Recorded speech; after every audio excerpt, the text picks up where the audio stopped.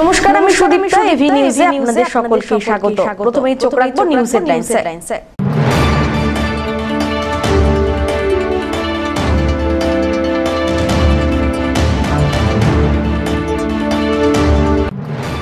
প্রাক্তন প্রধানমন্ত্রী মনমোহন সিং এর প্রয়াণে শোকস্তব্ধ গোটা দেশ। জলপাইগুড়ি জেলা কংগ্রেস কার্যালয়ের তরফ থেকে প্রাক্তন প্রধানমন্ত্রীকে জানানো হলো শ্রদ্ধা।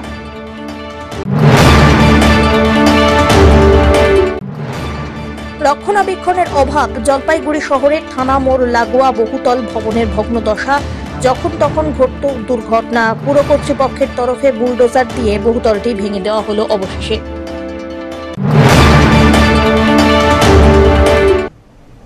এবার আসছে বিস্তারিত সংবাদে। প্রয়াত হয়েছেন দেশের প্রাক্তন প্রধানমন্ত্রী মনমোহন সিং। মৃত্যুকালে বয়স হয়েছিল 92 বছর। হঠাৎ করে শারীরিক অবস্থার অবনতি হওয়ায় বৃহস্পতিবার ভর্তি করা হয় দিল্লি এইমসে, কিন্তু শেষ রক্ষা হয়নি। 2004 থেকে 2014 একটানা 10 বছর সামলেছেন দুবারের প্রধানমন্ত্রিত্ব। এছাড়াও 1991 থেকে 1996 পর্যন্ত নরসিমহা রাওয়ের প্রধানমন্ত্রিত্বে দেশের অর্থমন্ত্রীর দায়িত্ব সামলেছেন তিনি। সামলেছেন রিজার্ভ ব্যাংকের গভর্নর, যোজনা কমিশনের ডেপুটি চেয়ারম্যান, রাজ্যসভায় বিরোধী দলনেতার পদ। অবিভক্ত পাঞ্জাবের প্রত্যন্ত এক গ্রাম থেকে তাঁর জীবনের যাত্রা শুরু হয়। দেশভাগের পর পরিবারের সঙ্গে শরণার্থী হয়ে চলে আসেন ভারতে। কৃতী ছাত্র, নামী শিক্ষক, উচ্চ পদে নানা চাকরি থেকে শুরু করে দেশের সর্বোচ্চ প্রশাসনিক পদে উঠে আসা, সব মিলিয়ে মনমোহন সিং এর জীবন চমকপ্রদ উত্থানের কাহিনী। তার এই মৃত্যুতে শোক প্রকাশ করেছেন তাবর রাজনৈতিক ব্যক্তিত্ব। এছাড়াও করা হয়েছে এক সপ্তাহের রাষ্ট্রীয় শোক জারি। এদিন জলপাইগুড়ি জেলা কংগ্রেস কার্যালয়ে প্রাক্তন প্রধানমন্ত্রী তথা বিশিষ্ট অর্থনীতিবিদ ডক্টর মনমোহন সিং এর ছবির সামনে পুষ্পস্তবক অর্পণের পাশাপাশি মোমবাতি জ্বালিয়ে শ্রদ্ধা জ্ঞাপন করা হয়। এছাড়াও তাঁর আত্মার শান্তি কামনায় নীরবতা পালন করা হলো। জেলা কংগ্রেস সভাপতি পিনাকি সেনগুপ্ত জানিয়েছেন, প্রাক্তন প্রধানমন্ত্রীর মৃত্যুতে শোকস্তব্ধ তাঁরা। তিনি চিরস্মরণীয় হয়ে থাকবেন কর্মকুশলতায় ভারতবাসীর মনে। শুধুমাত্র আমরা যারা কংগ্রেস কর্মী তারাই নই, সারা ভারতবর্ষের মানুষ, এমনকি সারা বিশ্বের মানুষ শোকস্তব্ধ। ডক্টর মনমোহন সিং গতকাল রাতে প্রয়াত হয়েছেন। প্রাক্তন প্রধানমন্ত্রী, বিশিষ্ট অর্থনীতিবিদ, যিনি আধুনিক অর্থনীতির ভারতবর্ষের রূপকার। তার মৃত্যুতে জলপাইগুড়ি জেলা কংগ্রেস কমিটিও শোকস্তব্ধ। আমরা তার স্মৃতিতে আজকে শোকসভা পালন করলাম। ডক্টর মনমোহন সিং একটা সময় যখন অর্থমন্ত্রী হিসেবে এসেছিলেন, তারপর প্রধানমন্ত্রী হয়েছেন। তার আমলে সারা পৃথিবী অর্থনৈতিক মন্দায় ভুগছিল। নিজের কর্মকুশলতা এবং নিজের পাণ্ডিত্যে তিনি সেই জায়গা থেকে ভারতবর্ষকে টেনে তুলেছিলেন। সেই সময় মনরেগা প্রকল্প বা 100 দিনের প্রকল্প আসে, খাদ্য সুরক্ষা আইন হয় উনি অর্থমন্ত্রী থাকাকালীন। তার সময় আমরা RTI পেয়েছি, রাইট টু ইনফরমেশন অ্যাক্ট। তিনি কথা কম বলতেন, পাণ্ডিত্যে অসাধারণ ছিলেন এবং কর্মকুশলতায় তিনি চিরস্মরণীয় হয়ে থাকবেন ভারতবাসীর কাছে। সব্যসাচী মজুমদারের রিপোর্ট, এভি নিউজ।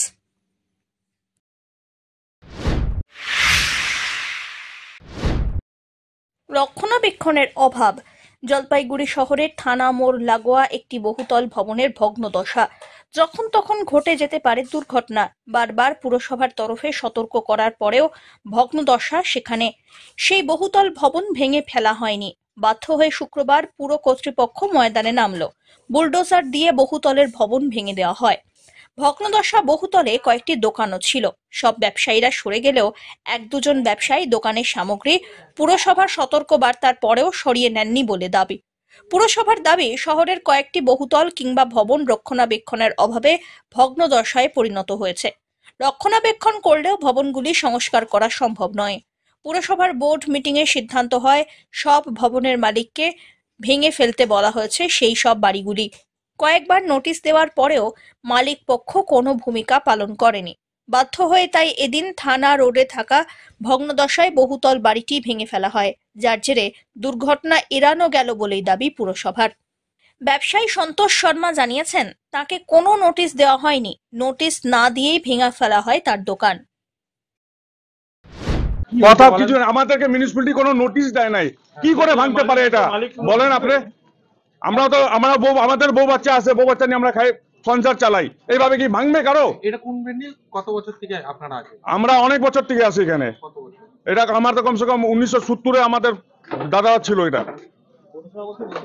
কোনো নোটিশ দেয় নাই আমাদেরকে। মালিক আগে ছিল বিজয় ঘোষ, তারপর বিক্রি করে দিয়েছে প্রমোটারকে। তারপর প্রমোটার এখন মিউনিসিপ্যালিটিকে নিয়ে এখন এটা বিল্ডিংটা ভাঙাচ্ছে। কতগুলো দোকান আছে এখানে? মোটামুটি 14-15টা দোকান আছে। আপনারা এই 14টা দোকানে কোনো নোটিশ করেন? কেউ কাকে দিছে জানি না, আমাকে কোনো নোটিশ দেয় নাই। এখন কি করলো এরা? এসে ভেঙে দিল। হ্যাঁ, এখন কি করবেন আপনারা? আমরা কি করবো? নোটিশ পাবো, তারপর চিন্তা ভাবনা করবো। আমার দরকার পড়লে আমার কোর্টের মারফতে যাব। অন্যদিকে ব্যবসায়ী প্রিয়াঙ্কা পাল বলেন, দোকানের প্রচুর সামগ্রী নষ্ট হয়েছে। প্রচুর মাল, প্রচুর কাজের কাজ, যার জন্য আমাদের সময়টা খুব দরকার ছিল। আর একটু মানে এখন কি অবস্থা? এখন প্রচন্ড বাজে অবস্থা, প্রচুর জিনিস নষ্ট হয়েছে, প্রচুর লাখ লাখ টাকা জিনিস নষ্ট হয়েছে। পুরসভা থেকে তো আপনাদের সময় দিয়েছিল, বেশি দিন যায়নি তো। কতদিনের সময় দিয়েছিল? আজকে 3-4 দিন হবে, আমি ঠিক বলতে পারছি না। আমরা চেয়েছিলাম সময় কয়েকদিন। বিকল্প ব্যবস্থা কিছু আশ্বাস দিয়েছে? আপাতত দোকান দিয়েছে, ধরুন দোকান দিয়েছে, ওখানে দোকানটাও রেডি করতে হচ্ছে, করতে হচ্ছে, তার জন্যই আমাদের আরো দেরি হয়ে গেছে। এ বিষয়ে উপপুরপ্রধান জানিয়েছেন, পৌরসভায় এমইডিকে দায়িত্ব দেওয়া হয়েছিল কোন বহুতলের কি অবস্থা, ভগ্নদশার ভবনগুলি চিহ্নিত করা ইত্যাদিতে। বহুতল ভেঙে দুর্ঘটনা যাতে এড়ানো যায়, তাই এই বিশেষ ব্যবস্থা।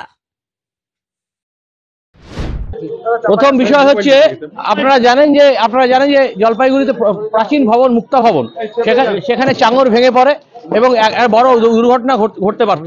কলকাতার বুকে বিল্ডিং ভেঙে পড়ে আপনারা জানেন যে মৃত্যুও হয়েছে। জলপাইগুড়ি পৌরসভা মিউনিসিপ্যাল ইঞ্জিনিয়ারিং ডাইরেক্টরেটকে দায়িত্ব দেয়, এমইডি ডিপার্টমেন্টকে, যে এই কিছু বিল্ডিংকে চিহ্নিত করে যে তাদের অবস্থা কেমন। Municipal engineering director executive engineer report দিয়েছেন এই পুরো বিল্ডিং ভেঙে ফেলতে, কারণ ভগ্নদশা রয়েছে। যে কোনো সময় কোনো ক্রেতা বিক্রেতা বা কোনো পথ চলতি মানুষের এই বিল্ডিং ভেঙে পড়ে মৃত্যুর সম্ভাবনা রয়েছে। তার পরিপ্রেক্ষিতে জলপাইগুড়ি পৌরসভা বোর্ড অফ কাউন্সিলর্সের মিটিংয়ে রেজলিউশন নেয় বিল্ডিং ভেঙে ফেলার। আমরা যে 3 জন মালিক ছিলেন তাদের নোটিশ করি, তারা লিখিত আকারে জানিয়েছেন যে তারা এরা ভেঙে ফেলতে ইচ্ছুক। তারা প্রথমে নিজেরাই ভেঙে ফেলবেন বলেছিলেন, কিন্তু ভেঙে ফেলতে গড়িমসি করছিলেন। বেশ কয়েক মাস অপেক্ষা করার পর জলপাইগুড়ি পৌরসভা পুনরায় মিটিংয়ে সিদ্ধান্ত নেয় এটা ভেঙে ফেলার, এবং তারপর জলপাইগুড়ি মিউনিসিপ্যাল ইঞ্জিনিয়ারদের রিপোর্ট এবং executive engineer municipal engineering director রিপোর্টের ভিত্তিতে আজকে জলপাইগুড়ি পৌরসভার তরফ থেকে সমস্ত ইঞ্জিনিয়ারদের নিয়ে, পুলিশ প্রশাসনকে নিয়ে, এলাকার কাউন্সিলর চেয়ারম্যান কাউন্সিল সন্দীপ মাহাতোকে সাথে নিয়ে জলপাইগুড়ি পৌরসভার তরফ থেকে এই বিল্ডিং ভাঙার কাজ শুরু হয়েছে। 100 বছরের উপর প্রাচীন ভবন এবং একদম ভগ্নদশা, মানে ছাদ বলুন, পিলার বলুন, তারপরে মানে পিলার এবং ফাউন্ডেশন এবং ছাদ যখন ভেঙে পড়ে তখন সেই বিল্ডিংকে ভেঙে ফেলা ছাড়া কোনো রাস্তা থাকে না। এটা রেনোভেট করার কোনো জায়গা নেই। ভিতরে অনেকগুলোই দোকান ছিল, 2টো দোকান বাদ দিয়ে সমস্ত দোকানই উঠে গেছে। সবাইকে চিহ্নিত করে ভাঙার কাজ শুরু হচ্ছে। নিয়ে নিচ্ছে ছোট্ট একটি বিরতি, ফিরে আসছি বিরতির পর, সঙ্গে থাকুন। আনন্দ সংবাদ। জলপাইগুড়ি শহরে এবার শুরু হয়েছে তিস্তা করলা উৎসব, শিল্প সংস্কৃতি ও বাণিজ্য মেলা। স্থান মিলন সংঘ ক্লাব ময়দান, জলপাইগুড়ি। এই মেলায় আপনি পাবেন হস্ত, বস্ত্র, চর্মশিল্পের বিপুল সম্ভার। এছাড়াও রয়েছে ঘর সাজানোর কাঠ, আসবাবপত্র, শীতের সামগ্রী, বাচ্চাদের জন্য বিভিন্ন খেলনা এবং মেয়েদের বিভিন্ন সাজসজ্জার জিনিস, আর ছোট ছোট শিশুদের জন্য বিভিন্ন ধরনের রাইডও। আমাদের এই মেলায় রয়েছে বিভিন্ন ধরনের খাবারের স্টল। আমাদের এই মেলার মঞ্চে প্রতিদিন বিভিন্ন সাংস্কৃতিক অনুষ্ঠান অনুষ্ঠিত হবে। আপনারা সবাই আসুন, কেনাকাটা করুন আর আনন্দ উপভোগ করুন। জলপাইগুড়ি শহরের দিনবাজার এলাকার ব্যবসায়ীদের সঙ্গে বিভিন্ন সমস্যা নিয়ে কথা বললেন জেলা সিপিএম এর প্রতিনিধি দল। শুক্রবার সিপিএম জেলা কমিটির নবনির্বাচিত সম্পাদক পীযূষ মিশ্র সহ অন্যান্যরা দিনবাজারে যান। এই এলাকায় নতুন করে দোকান ভাঙার পরিকল্পনা করা হয়েছে বলে অভিযোগ। এক্ষেত্রে জলপাইগুড়ি পুরসভার ভূমিকা নিয়েও অসন্তোষ প্রকাশ করেন প্রতিনিধিরা। এ বিষয়ে পীযূষবাবু জানিয়েছেন, দিনবাজারে নতুন করে দোকান ভাঙার পরিকল্পনা হচ্ছে। এতে ব্যবসার কোনো উন্নতি হবে না। পাশেই একটি 4-5 তলা বিল্ডিং করা হচ্ছে, যেটি ব্যবসায়ীদের কাজে লাগছে না। যেখানে ব্যবসা হতে পারে সেখানে সেভাবে পরিকাঠামো তৈরি হওয়ার দাবি জানানো হয়েছে। ব্যবসায়ীরা যেখানে ব্যবসা করতে চান সেখানেই তাদের হাতে বিল্ডিং তুলে দেওয়া হবে। এখানে কোনো দলবাজি চলবে না। দল মত নির্বিশেষে সব মানুষকে এক হতে বলা হয়েছে। পুরসভা এই পর্যন্ত যে কটি বিল্ডিং তৈরি করেছে সবগুলি অসমাপ্ত বলে অভিযোগ করেন তিনি।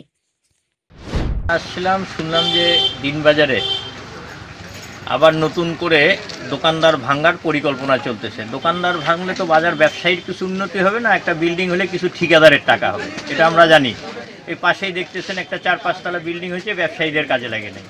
আমরা এসে দেখলাম ওদের প্রকৃত অর্থে ব্যবসায়ীদের মন মতো যেখানে ব্যবসা হতে পারে এই ধরনের পরিকাঠামো নির্মাণের আমরা দাবি জানাইছি পৌরসভাকে, জেলা প্রশাসনকে, রাজ্য প্রশাসনকে।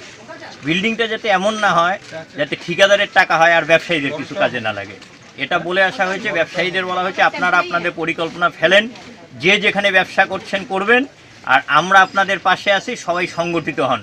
ব্যবসায়ীদের স্বার্থে কোথায় মাছের দোকান হবে, কোথায় সবজির দোকান হবে, কোথায় মুদির দোকান হবে, তার একটা সর্বভারতীয় স্তরে বিজনেস কনসেপ্টে এটা বিল্ডিংয়ের একটা পরিকল্পনা গৃহীত আছে। এটা যদি না করে তাহলে এরা শপিং মলের দালালি করবে, ঠিকাদারদের পেট ভরাবে। ফলে ঠিকাদারকে পেট ভরানোর, শপিং মলের দালালি করার কোনো পরিকল্পনা চলবে না। যা হবে ব্যবসায়ীদের স্বার্থে, ব্যবসায়ীরা যেভাবে বিজনেস করতে চায় তাদের হাতে সেভাবেই বিল্ডিং তুলে দিতে হবে। এখানে দলবাজি চলবে না, দলমত নির্বিশেষে জলপাইগুড়ির স্বার্থে টোটাল মানুষকে এক হইতে বলছি। কারণ পৌরসভা এখন পর্যন্ত যে কটা বিল্ডিং করেছে সব কটা বিল্ডিং অসমাপ্ত। বিজনেস বা যারা ব্যবসা করেন তারা ওই বিল্ডিংয়ে যায়নি। ফলে অসমাপ্ত ঠিকাদার কেন্দ্রিক পরিকল্পনা বন্ধ করার দাবিতেই আমরা আজকে দিনবাজারে সব ব্যবসায়ীদের জানান দিতে আসলাম।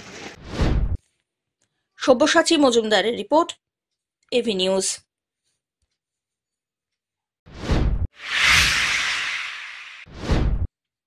প্রাথমিক স্কুলগুলিতে নতুন শিক্ষাবর্ষের ভর্তির প্রক্রিয়া শুরু হলো জলপাইগুড়িতে।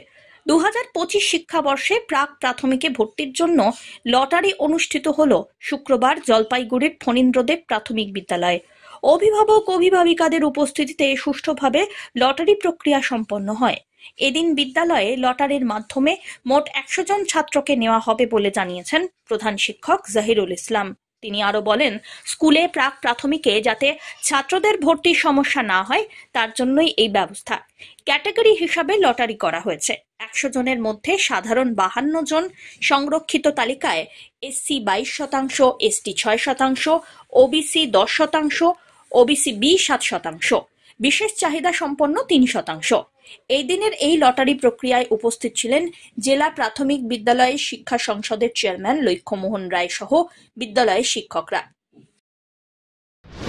শিক্ষাবর্ষের প্রি প্রাইমারি ভর্তির জন্য আমরা 100 জনের জন্য লটারি করলাম। আজকে লটারিতে উদ্বোধন করছেন আমাদের ডিপিএসসি চেয়ারম্যান জলপাইগুড়ি লক্ষ্যমোহন রায় মহাশয় এবং আমাদের সহকর্মীরা সকলেই ছিলেন। এদের উপস্থিতি আজকে এবং প্রচুর গার্জিয়ান ছিলেন, শত শত গার্জিয়ানের উপস্থিতিতে আমাদের ফেয়ারি সেই লটারি প্রক্রিয়াটা সম্পন্ন হল। মানে কোন কোন ইয়াতে কতজন আসন কি ছিল, কতজন? আমাদের 100 জন লটারির মধ্যে আনরিজার্ভ হচ্ছে 52 জন, এসসি 22 জন, এসটি 6 জন, ওবিসি 10 জন, ওবিসি বি 7 জন, সিডব্লিউএসএন 3 জন। টোটাল আমাদের 100 জনের মধ্যে ফর্ম জমা পড়ছে 330 জন। মানে লটারিটা কীভাবে হচ্ছে, প্রক্রিয়াটা কি আপনাদের? লটারিটা কীভাবে হচ্ছে, প্রক্রিয়াটা কি? লটারিটা আমাদের কুপন যেভাবে ছাপানো হয় আমাদের প্রিন্ট আউট বের করছি, কম্পিউটার থেকে বের করে সেটা সিরিয়াল করেছি। আনরিজার্ভের জন্য করছি, এসসির জন্য করছি, এসটির জন্য করছি, OBC A, OBC B, CWSN, এগুলো করে আমরা সকলকে দেখিয়ে সবার সামনে সেটা দেখিয়ে আমরা লটারি করলাম। সব্যসাচী মজুমদারের রিপোর্ট, এভি নিউজ।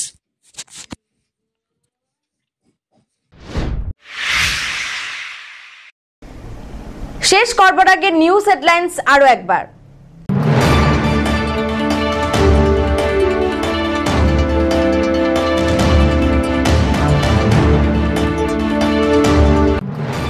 প্রাক্তন প্রধানমন্ত্রী মনমোহন সিং এর প্রয়াণে শোকস্তব্ধ গোটা দেশ। জলপাইগুড়ি জেলা কংগ্রেস কার্যালয়ের তরফ থেকে প্রাক্তন প্রধানমন্ত্রীকে জানানো হল শ্রদ্ধা।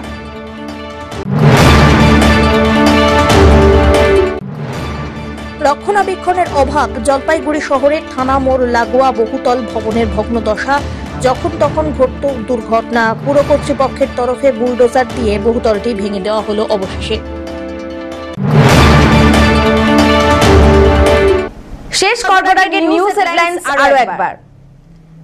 এখনকার মতন এভি নিউজ এ পর্যন্তই। পরবর্তীতে আসছি আরো সংবাদ নিয়ে। দেখতে থাকুন আমার বিশেষ। নমস্কার।